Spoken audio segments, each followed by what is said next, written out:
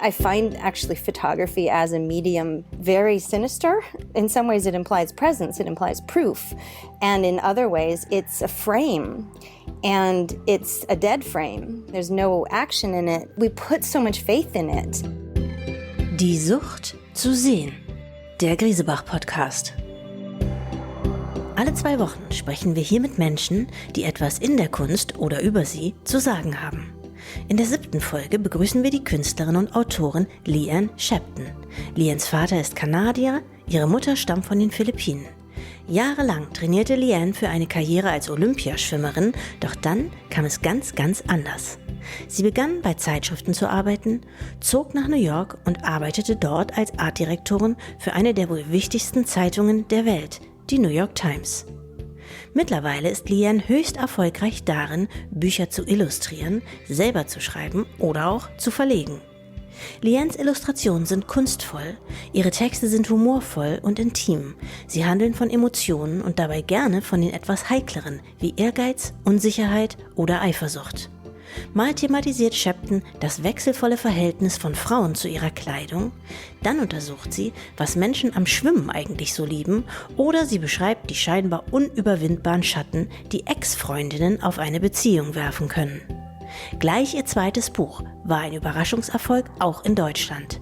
Es trug den imposanten Titel Bedeutende Objekte und persönliche Besitzstücke aus der Sammlung von Lenore Doolan und Harold Morris, darunter Bücher, Mode und Schmuck. Das Buch war aufgebaut wie ein Auktionskatalog mit Fotos von 300 Exponaten aus dem Leben eines fiktiven jungen Paares. Anhand der Beschreibungen dieser Exponate gelang es Shapton, die Geschichte ihres Kennenlernens, ihrer Liebe und ihrer Trennung zu erzählen, auf unerwartet herzzerreißende Weise. Brad Pitt und Natalie Portman sicherten sich eine Option auf die Verfilmung, aber zunächst einmal hätte von eben diesen Exponaten eine Ausstellung gehandelt, die ab September bei Grisebach zu sehen gewesen wäre, wenn Corona nicht wäre. Umso mehr freuen wir uns, dass wir diese Woche mit ihr sprechen konnten, im virensicheren Abstand von 6.390 Kilometern. Willkommen bei Die Sucht zu sehen, Leanne Shapton. Welcome at Die Sucht zu sehen, the artist Leanne Shapton. In New York it's now 10 o'clock in the morning. How did your day start? Well, my day started with my daughter saying, "Wake up, Mom." And then we hung out in bed for a little bit and talked, discussed what we would have for breakfast and what kind of temperature the day would be. And we decided we would have some leftover Christmas Stollen for breakfast. German Stollen. Yeah, German Stollen. So we toasted some Stollen and had that with some butter and iced coffee. Tommy didn't drink iced coffee, but that's how the day started. And this is it's a pleasure to have a morning to talk to you, Rebecca. Leanne, you seem to be very successful in everything you do. We have worked together on several books, but conceiving and illustrating books is only a small part of your work. You were an art director for the New York Times. You are an author, a publisher for art books, an illustrator, an artist, and a teacher at Columbia University. When someone asks, "What's your job?" what is the first thing you tell them? Thank you for saying I'm successful because, that's by varying degrees of what is defined, what you define as success. That's very sweet of you. I usually find that the word author kind of covers it, even though it's a slightly pretentious word. Sometimes to have authorship over many things, I feel, is kind of a catch-all. So I say that first, and people kind of assume that is writer. But sometimes I say that, and other times I just say, what it is I'm working on at the time. I might say illustrator, I might say editor, I might say publisher, I might say writer. But, author is an interesting word. It sort of, I have authority over my own projects, I suppose. So that's kind of my go-to, I suppose, yeah. You're famous for challenging the boundaries of books. Your first novel was designed like an auction catalogue.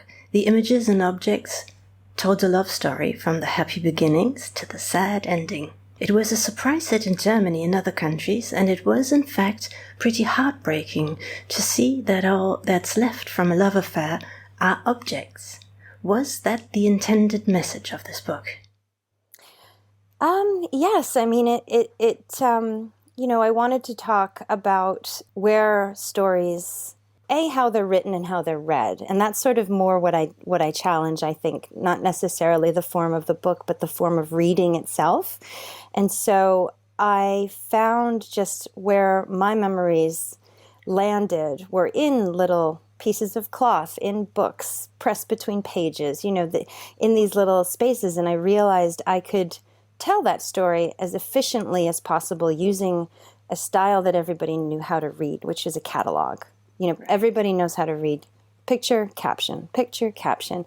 And I could cut through the sort of traditional read and talk about where I really felt the emotion was. And pictures are good at conveying emotion and possibly better than words in some cases. So yeah, I really did want to talk about my own.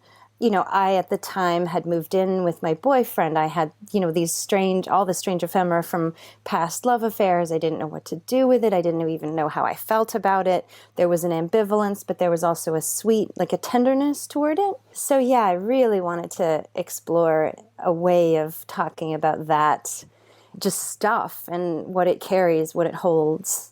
In your work, you deal with emotions we all know. Some of them pretty complex, like ambition, loneliness, insecurity, and jealousy. Jealousy, in your book, Was She Pretty, for instance, you identify and characterize a whole catalogue of ex-girlfriends. Could you describe a couple of these archetypes of ex-girlfriends? Sure. I mean, it's interesting. I mean, even just the archetype of ex-girlfriend is someone who was there before, someone who planted the flag before, so to speak, like someone who got there first, even like if you're a competitive person, I suppose.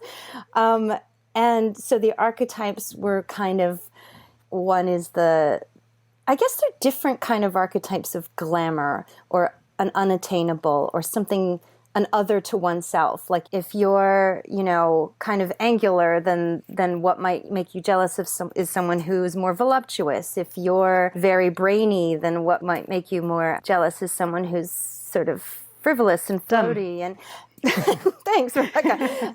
But you know what I mean? Like everything can have qualities, sort of non-judgmental qualities can make someone jealous because they're other than what yourself possess.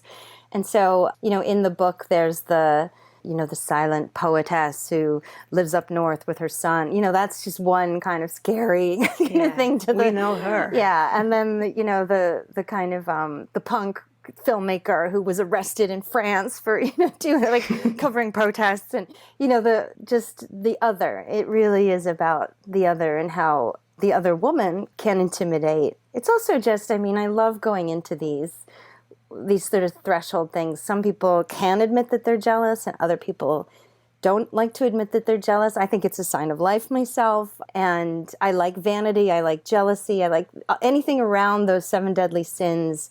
I just think is so interesting and so sort of vulnerable, like risible or ridiculous. Same with The Ghost, which was my latest kind of the book that's coming out soon. It's, you talk to people who say, do you believe in ghosts? You can talk for hours to someone who says yes. And the conversation's over when somebody says no. So it's fun. People's edges are fun.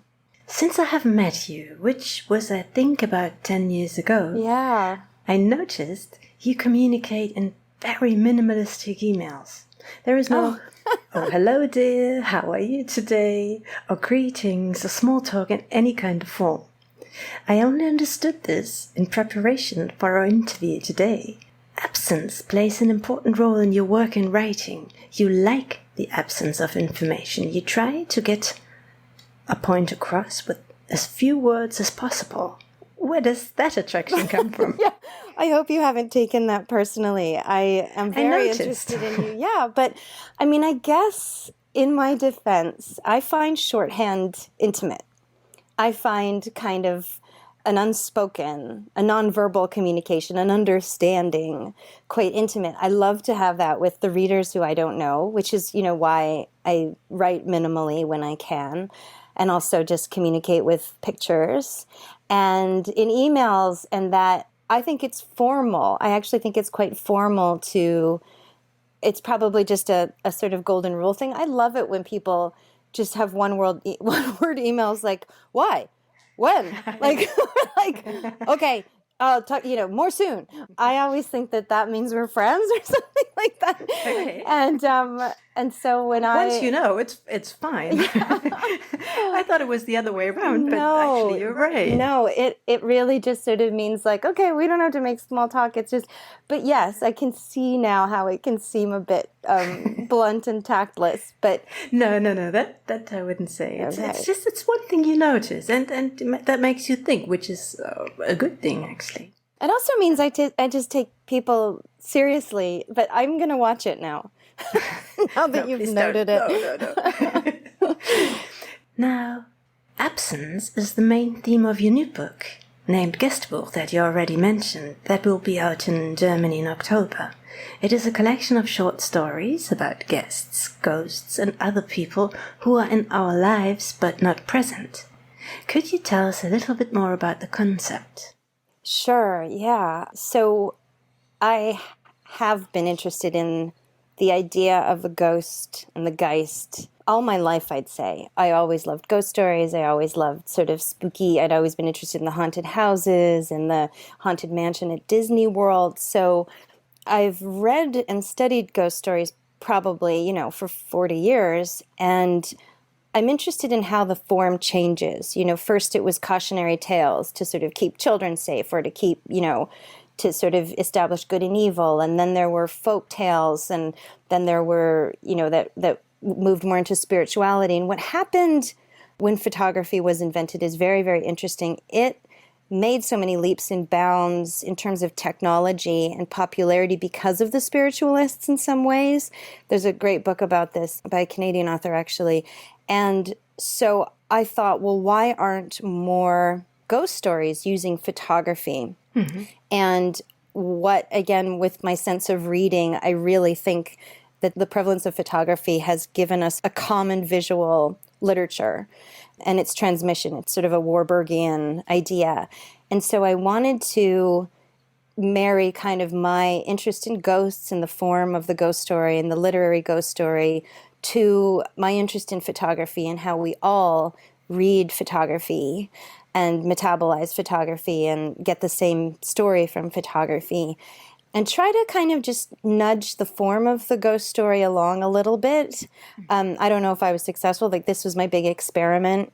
And it was a sense of, in terms of absence, also in terms of when you say absence, the word ghost or Geist implies an absence, and that implied absence does interest me. It's sort of, is it about a lie? Is it about the truth? Is it about faith? Is it about trust? And so all of these things make up how we feel when we read traditional and non-traditional ghost stories. And so absences, again, really did come in because I'm very, very interested in trust and lies.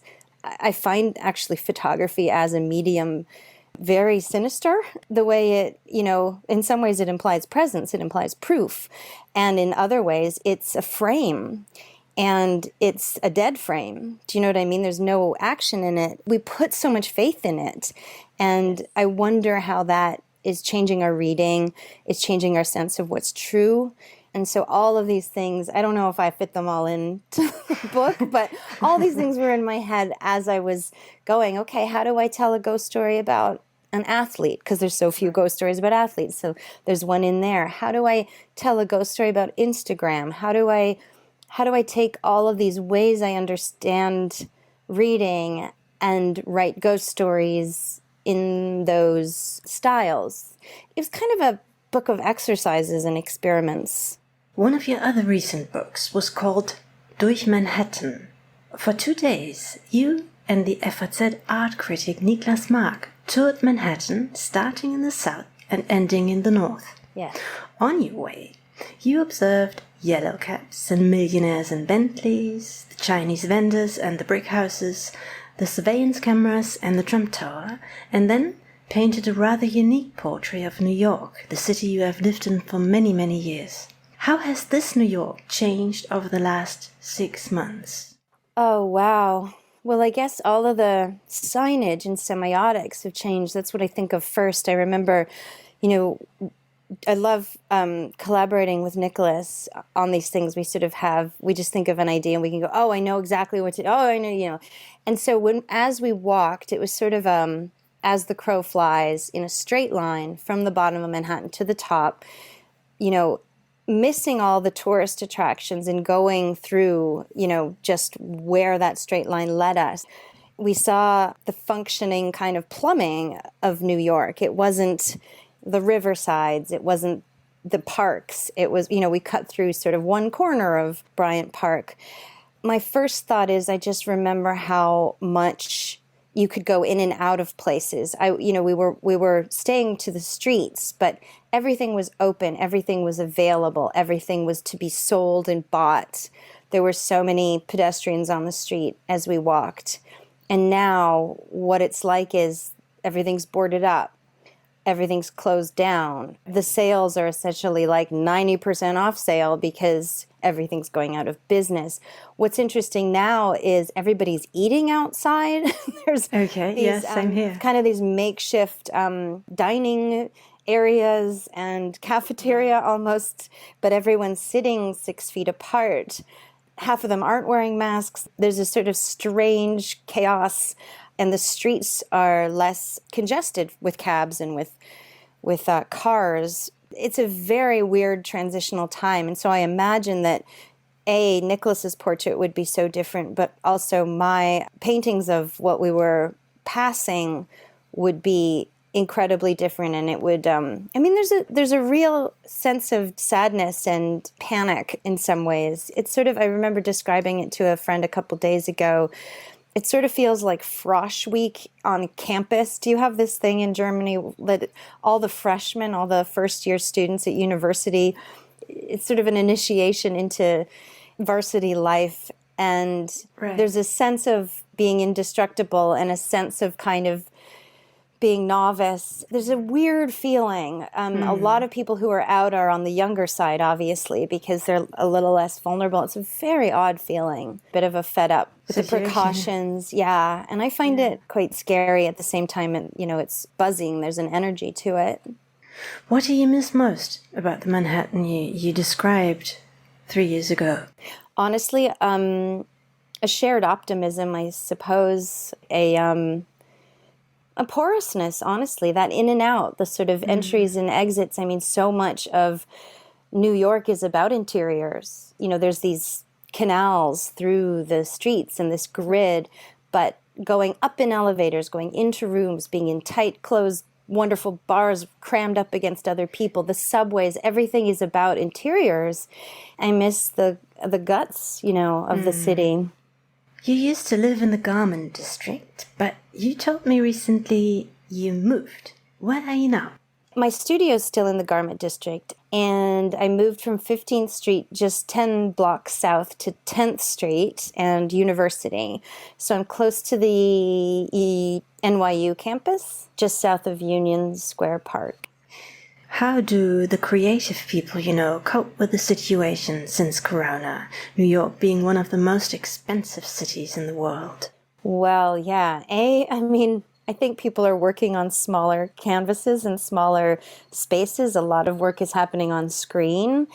I think a lot of people have left, have moved. The creative class is struggling, frankly. It really is. I'm taking every job I can get, and I'm struggling to make ends meet. There are some landlords who are very, very sympathetic and others who just aren't. No, there's no way I'm changing the rent. And that's two ways to work. But things are still very expensive, and it's hard. Yeah. Is there anything productive that can be made from the situation right now? I think in small ways and in big ways. I have thought every day I think of the term necessity as the mother of invention.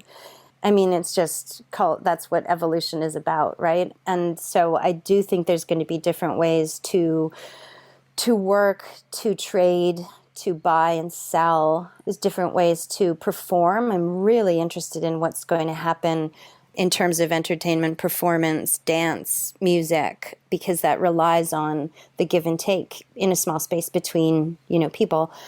I go and think, well, what's going to change? What's going to happen? Will live performance be taped? And will those directors sort of come from the world of sports because they're because they're, sports audiences are mostly at home, not live. Do you know what I mean? So there's different talents. I think different talents will sort of be pushed into different disciplines. And a lot of people are going, oh, okay, it's time for a career change.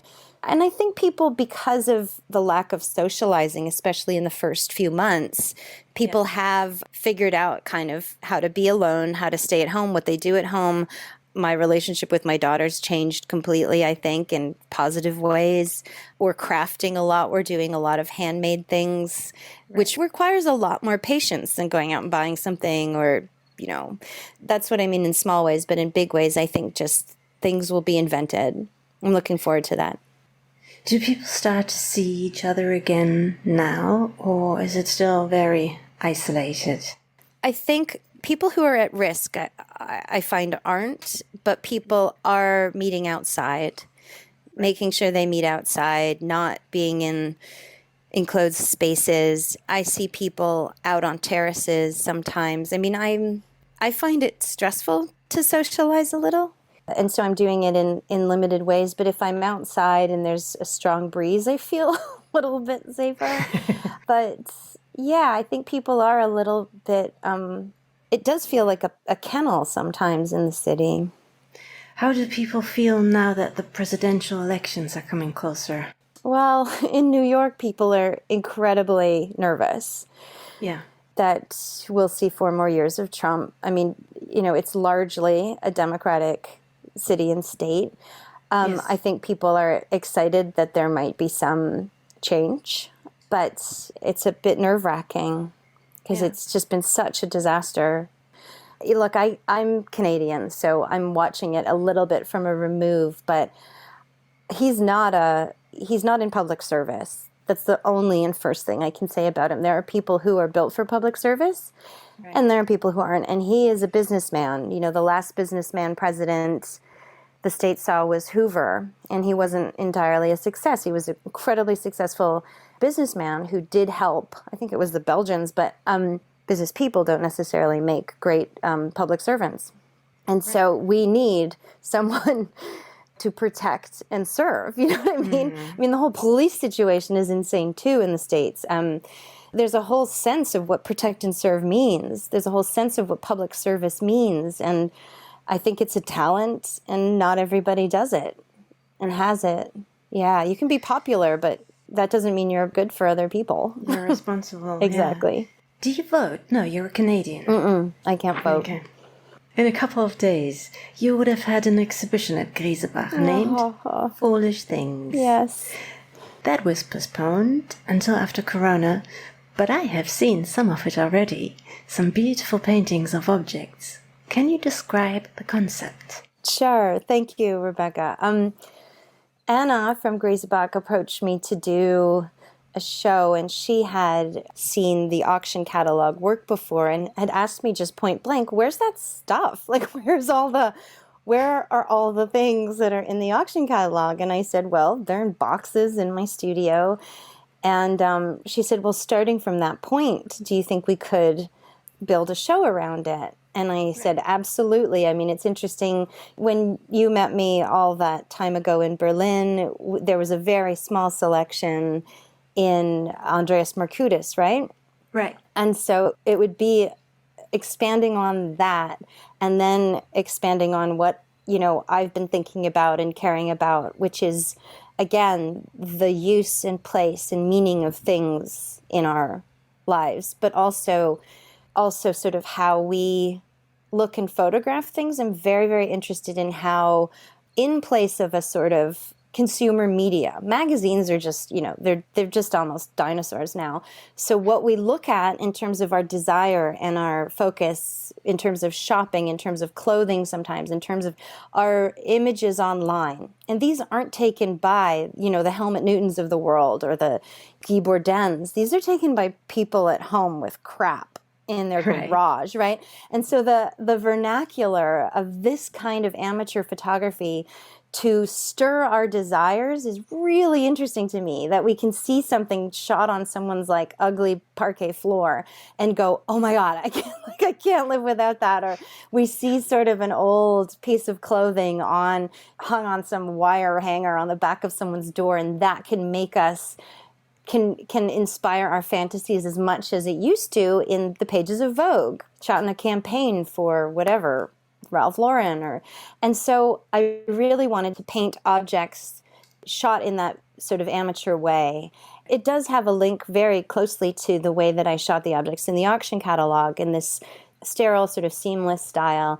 And so the show kind of continues from the objects that are in the auction catalog to paintings of things that are available to buy online. Often kind of this, I really love a loneliness in those pictures, a sort of pathetic quality of sort of, wrinkled gloves or sort of weird old underwear, or just the expressions on these ceramic figures' faces, or the way that books are photographed, isolated in oblique kind of angles. I've also, since the lockdown, been casting things in plaster bandage. And so I've made a series of plaster plates. And so this, again, abstracts an object one step further. So a lump of cheese, a plate, a vase. And so now we're going to add those to the vitrines and to the show too, because, and again, there's this isolation of a mundane or of a prosaic kind of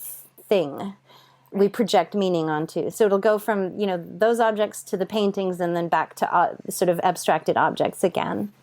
Plus, they finally found their way to an auction house, right? Yeah, I know. I love that. I really, really love that. It feels perfect. Yeah.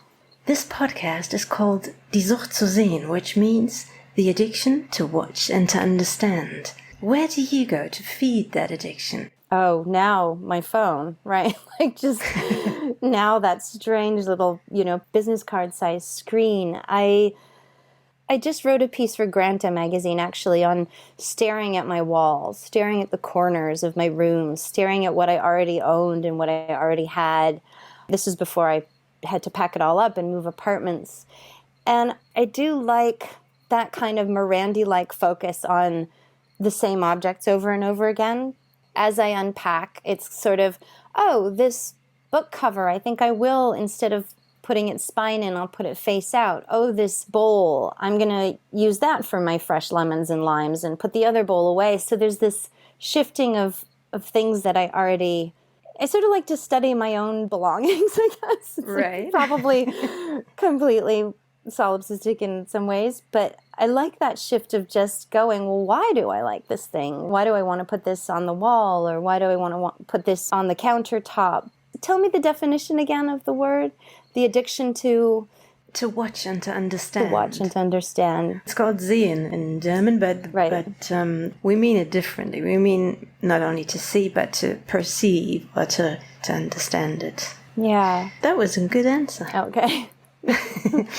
What's your favorite museum or art space in New York? Oh, in New York? Oh, I thought I had the whole world. I was going to say. Okay, you can answer that as well.